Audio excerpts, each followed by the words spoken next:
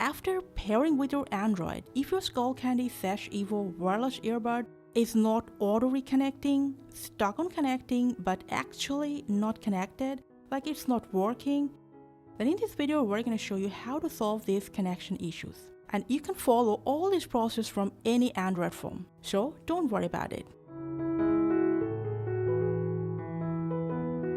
First, make sure both your Skullcandy and your device has enough charge. After, make sure Bluetooth is turned on your Android phone. You can just go ahead, turn it off, and then on again just to refresh it. Now while you're here, at the same time, if a lot of devices are currently paired to your Android phone, why don't you just go ahead and forget all of that.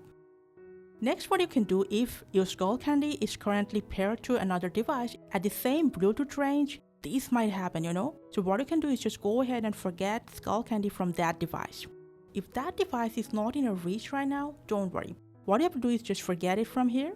Next, go ahead, turn off your Skullcandy by pressing on both of them for 4 seconds. And then reset it. For that, press on both of the buds for 10 seconds.